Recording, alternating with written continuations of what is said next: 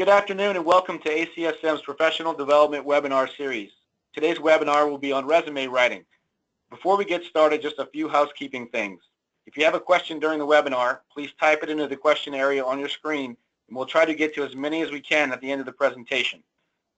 I'd also like to thank today's sponsor, Forrest T. Jones. If you are an ACSM certified fitness professional or an ACSM member, you qualify for exclusive member discounts through FTJ. As an ACSM member, you also have access to the new ACSM Career Center, where you can browse for jobs, post your resume, and sign up for alerts. And finally, if you'd like to join the conversation about today's webinar on Twitter, we encourage you to do so by using the hashtag ACSMWebinar. And with that, I'd like to introduce today's presenter, Michelle Riklan. Hi there, how are you?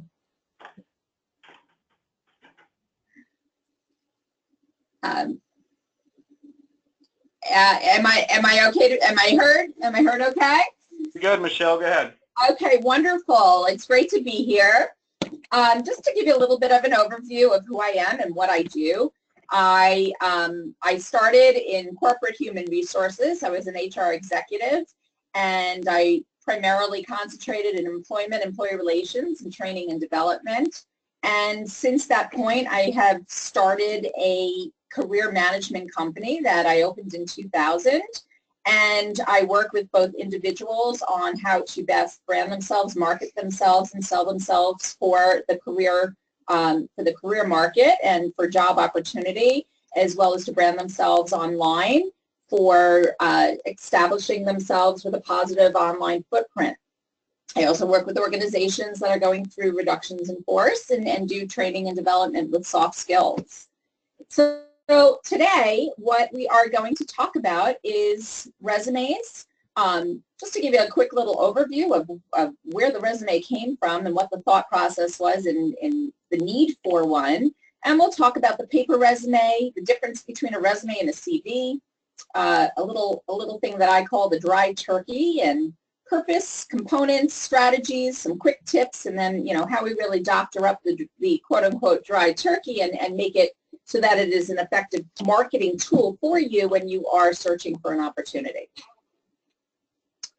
So actually, Leonardo da Vinci was the person who wrote the very first resume. So even though he was a renowned inventor and painter, he did need a resume. And we are still using resumes today. So his form of a resume was actually a fascinating letter that he wrote to Ludovico Sforza, who later became the Duke of Milan, and it was aimed at obtaining work in his court. And it was a parchment, parchment document where he was expressing the unique value that he had to offer and why he would be an asset to the court itself. So the question does always come up. Well, today with all the technology and different types of tools that people are using for job search, is the resume obsolete or endangered? And recruiters and employers both agree the resume is not dead. So the need to convey an applicant's skills, their work experience, their education, it doesn't go away. And the print resume is really still required in most situations. You are not going to walk into a face-to-face interview without that resume in your hand. So it is still viable, vital, and the cover letter is as well, as it is another communication tool that you will be able to use in order to convey that message and communicate your unique value to a potential employer. So people often ask, well, what is the difference between a resume and a CV? And I'm going to show you a couple of examples. This is what a resume does look like. And a resume is going to be a succinct document that showcases your unique value, that brands you, markets you, sells you toward your target, tells your career story in a compelling manner, and then goes deep. And when I say goes deep, it means it goes deep into what have you accomplished throughout your career. Not just a laundry list of tasks, but rather the challenges, the actions, the results, the impact, and then the metrics to support what you're saying. CV is generally used for academics, but not always. And you do need to ask, and you do need to know what the employer is looking for. Are they looking for a CV, or are they looking for a resume? They are different. CVs are used sometimes when applying for positions abroad. It is generally, although not always, a more lengthy document. It provides detailed information regarding education, speaking engagements, published articles, research, and more. And it's definitely a different tool. However, the resume, which, as I mentioned, it's more of a succinct personal marketing tool, communicating individuals' unique value, what they offer, their career path, and their accomplishments. Often what we will do today is, instead of providing a CV, we provide a resume that, like I said, goes more deep into those accomplishments, and we can include an addendum to that resume that can go into the publications, the speaking engagements, patents, whatever that might be extra that you would see on a CV. So here is an example of what a CV looks like, and as you can see here, it's really more of a list of where the person has been, a list of some of their experience, and then going into the publications, presentations, like I mentioned earlier. And here's again, the resume sample, just to compare how it has a different look, a different feel, and this is really more representative of the person's career path and achievements. So once again, if you're really unsure, it's perfectly okay to ask the point of contact directly. Would you prefer a resume or a CV? Generally, in the United States, the answer is almost always going to be a resume. Recruiters, as we've studied, are only going to really spend about 6 seconds looking at that document before they make a decision whether to pass or to go forward. So most recruiters and hiring managers really want that document to point out the crucial components up front and quickly, and therefore the resume is going to be the better tool. So let's dive into the resume and what really does make an effective and positive and powerful resume. So there are 3 main components. We do want it to be visually appealing, and we'll talk about that, personally branded and targeted, and then it must have compelling and strategic content. So while I'm saying visually appealing, I'm not saying that that's all that it needs. It's not just about the presentation. The content must support the document itself as well. And people always ask, well, why do I need to have a resume? And I do always encourage everyone to have an updated resume. You never know when you are going to come across opportunity, whether opportunity finds you or you see something that you want to put yourself out there and apply for, or you're simply in a networking situation where you meet somebody and they say, hey, you know, I have something pretty interesting going on at my organization and you might be a good fit for it. Could you please send me your resume? At that point, you don't want to turn around and say, great, give me a few weeks and I'll get that done for you and I'll send it over. Instead, you want to be right on it because you may miss that window of opportunity and send the document that you have prepared. So I always like to tell my clients that luck is the intersection between preparedness and opportunity, and you always want to be prepared for when opportunity may come knocking. So I do refer to some of the resumes that I see, and I see quite a few, and I have to say that about 90 to 95% of them are completely ineffective, but I like to call them the dry turkey, and this is an example of what I call a dry turkey, and we'll be dissecting it a little bit. But as you can see, and this may be something that you feel looks familiar to you because this is a very outdated template. We have a very wide left side margin. We have an objective statement, which I almost, actually I never use. We're wasting a lot of space just by having that margin set up the way it is. It's basically a laundry list of information And then it has some things that are just a given, such as references, excellent references upon request. And to me, that's just filler and unnecessary information. It actually aggravates many people who are looking at resumes and screening them, because of course it's a given. If someone asks for references, you're not going to tell them no. All right. So I think that one of the issues with people going out and looking for opportunity, or wanting to change jobs, or even wanting to position themselves for promotions within their own organization, is that they're just not in the correct mind frame from the beginning. A resume is a marketing tool. You are marketing yourself. And the purpose of that resume is to get an interview. And nothing more than that. The resume is not going to be the tool that gets you the job. Once you get in the door, you are going to have to sell yourself. But this is your marketing tool. This is what gets you to the quote-unquote consumer. And the consumer is the employer.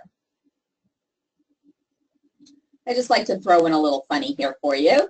An ability to smell fear is a quality I've never seen listed on a resume before. And being that I've seen thousands and thousands of resumes, I do get some really strange things that I've seen on resumes. All right, but let's dissect. Here we have a sample resume, and this is whoops, I'm sorry about that. Let's take a look at this summary. So it says, goal-oriented food and beverage director seeking new opportunity with growth potential, proven leader and team motivator with excellent supervisory skills, et cetera, et cetera. We have a couple of issues right here from the start. So the first thing is that I do not know from the get-go who this person is and how they potentially fit into my organization. And when I'm reading this summary, for those of you who might be familiar with the old, Peanuts cartoons or shows, it's very generic. It starts to sound like wah, wah, wah, wah, wah, like the Peanuts. And I just kind of glaze over, and I'm really not paying attention to what it's saying, because it's not saying, well, what do you offer? What is unique about you? Why you? You want to be in that mind frame of, if you're in that elevator, so this is where that terminology elevator pitch comes in. If you're in that elevator and somebody says, hey, I've got something you might be interested in, and if you can, but I do have 50 other resumes sitting on my desk. If you can tell me right here, right now, why you and not them, then it's your job, and those resumes go in the garbage. That's what you want. You need a value proposition statement right up front that grabs that reader's attention and ideally will move them to action, either to call you for an interview or just to continue reading the resume. So to accomplish that, we need what's called a branded resume. That's where the reader quickly understands who you are, what position you're applying for, and you want to make it very easy for them to figure that out and navigate through that document. So here's an example. Branded resume. You have a title and a heading. Immediately we know who is this person? How do they potentially fit in? And I like to sometimes use a subtitle to further define who that person is.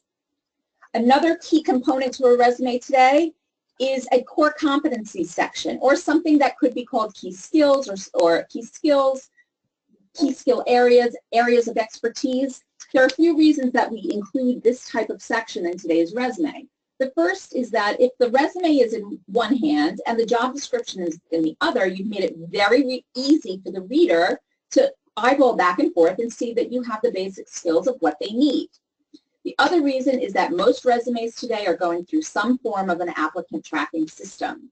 And often I'll hear from clients, well, or pre-clients rather, hey, I've sent my resume out, I get no response. And the truth is, that resume may never have been seen or never have gotten into the hands of a human being because it just did not pass through that applicant tracking system. It did not have the right keywords.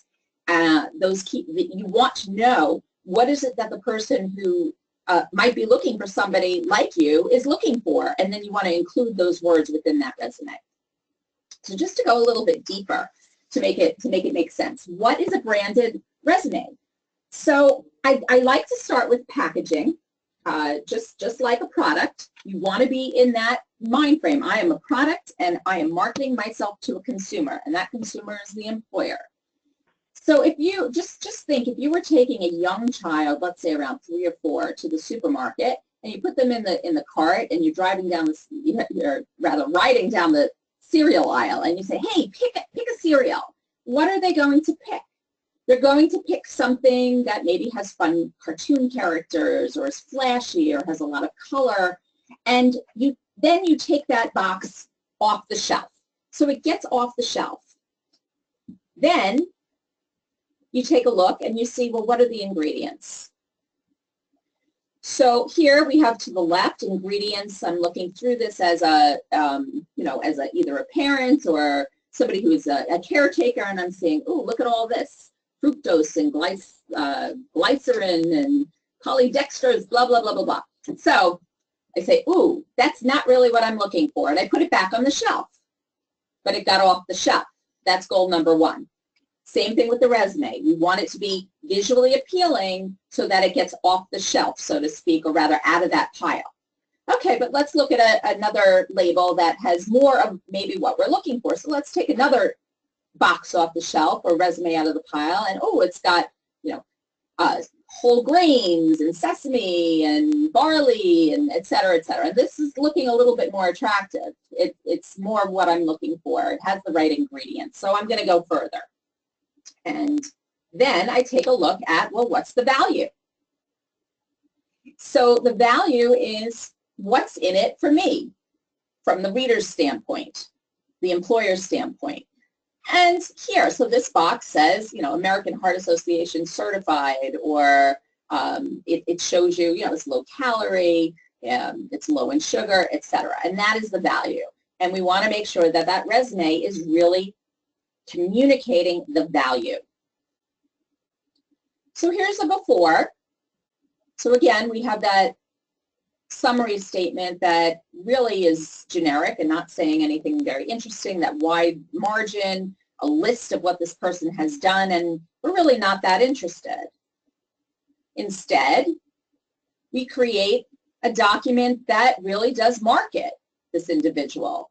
So we have the header, we have a strong value proposition statement, key areas of expertise, and then we go deeper into the person's experience. So as we continue, well, let's just pull a few of these pieces and make them a little bit bigger so you can see.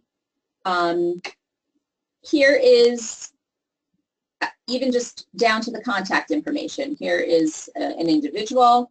The contact info is bland. The header is missing. The profile is missing. Who is this person? We don't even know. There's no email. I see that quite often. There's no email on the resume, and you want to make it easy. If a person has to try and figure out how to find you, they're not necessarily going to.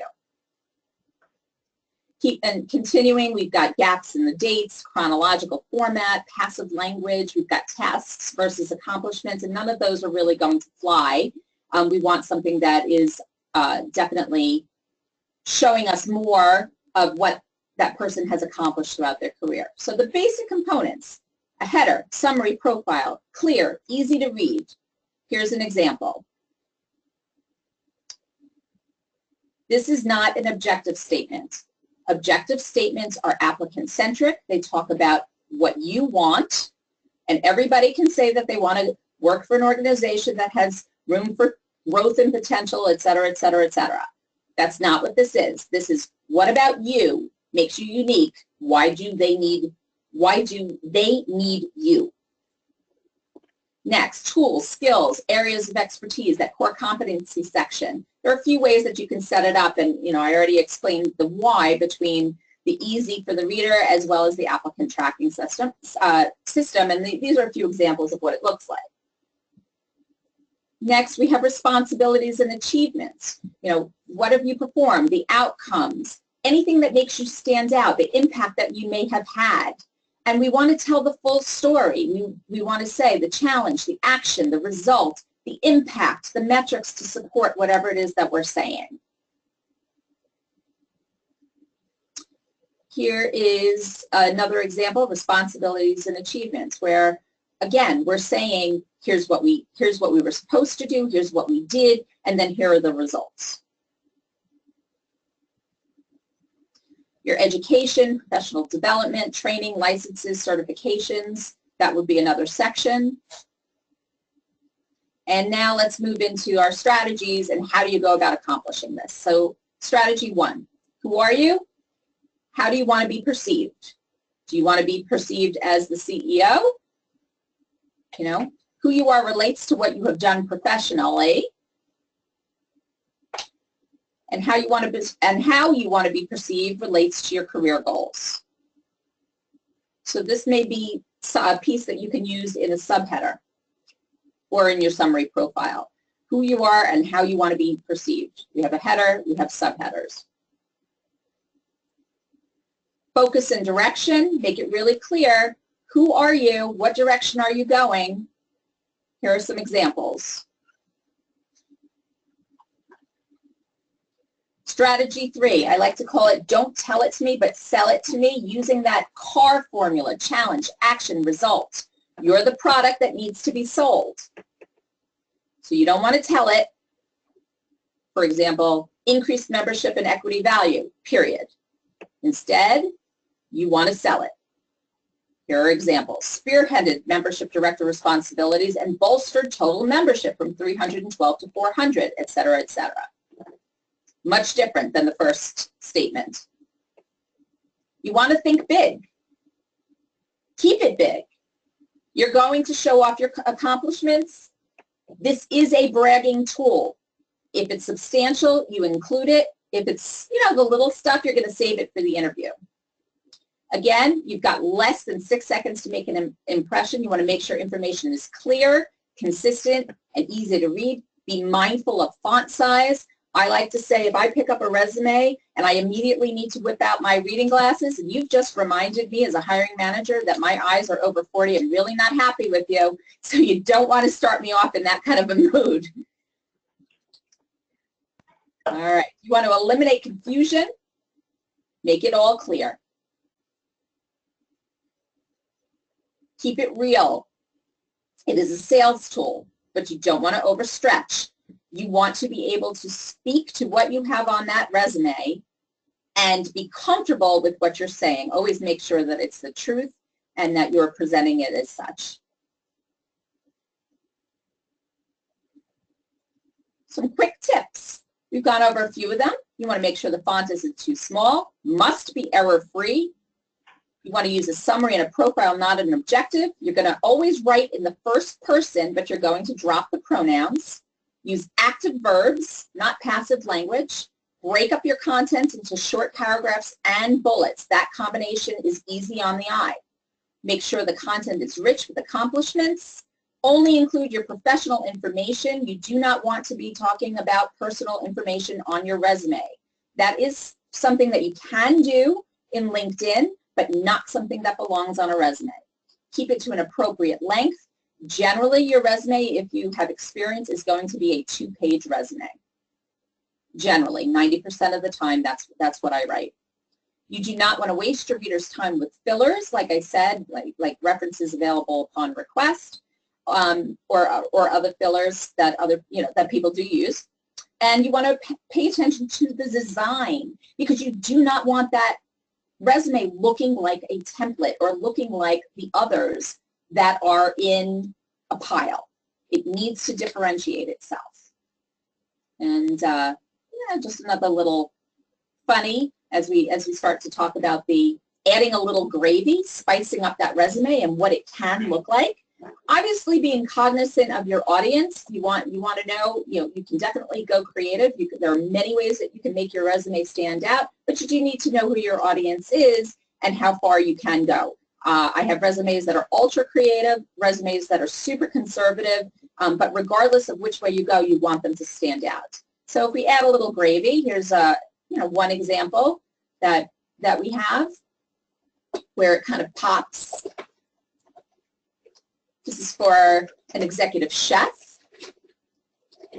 This is a little bit more on the creative side. This is ultra creative. This is for a clubhouse manager, general manager for a country club.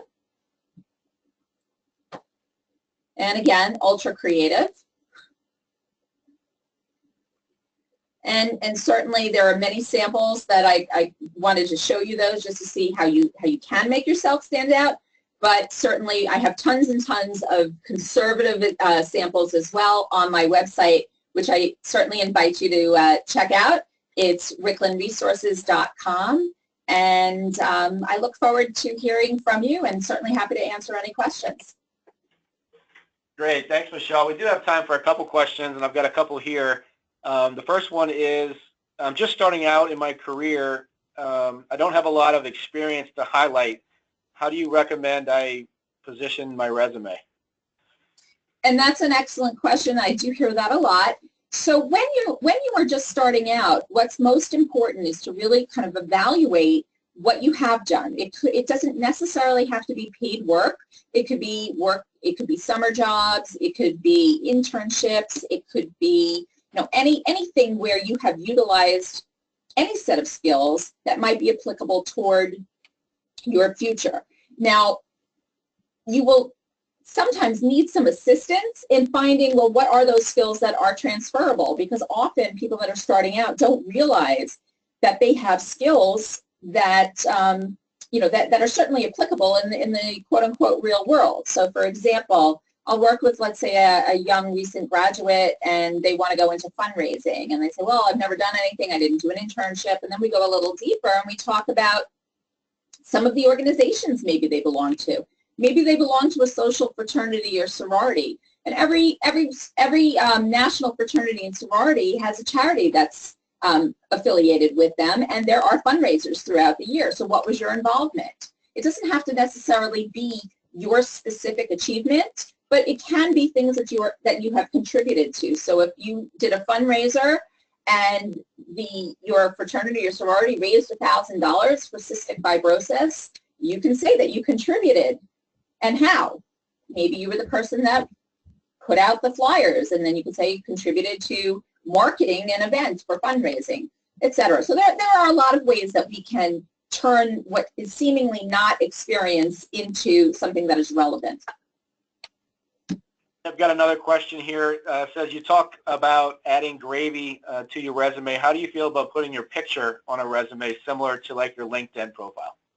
So LinkedIn, you must have your picture, because most people have their settings that they do not want to, when they search, they don't want to see anybody without a picture.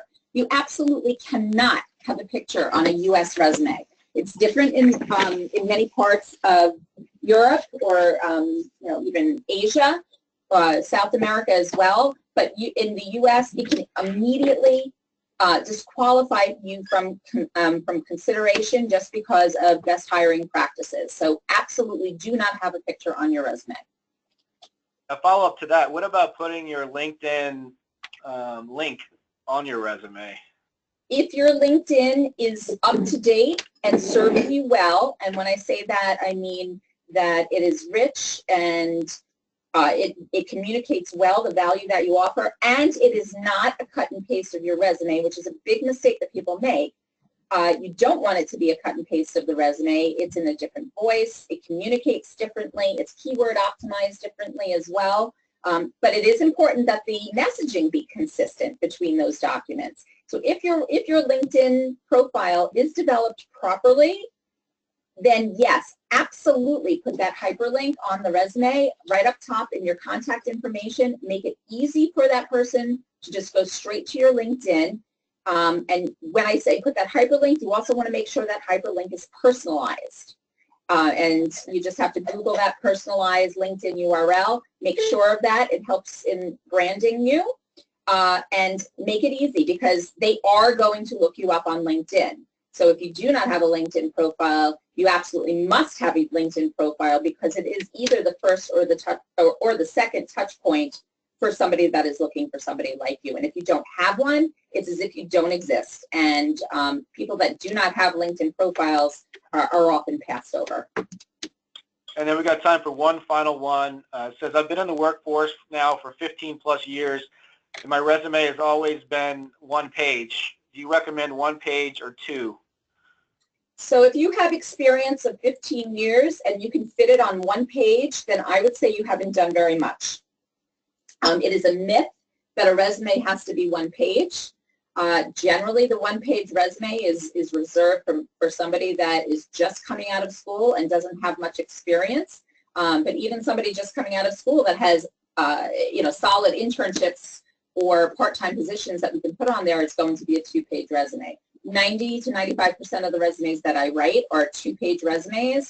Some of my very senior executives will have a three-page resume, or it may be a resume that has an addendum and that makes it a third page. But generally, a resume is going to be two pages if you have experience.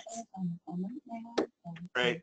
Well, thanks a lot, Michelle, for all your expertise. I think this was great. I appreciate everyone for joining us.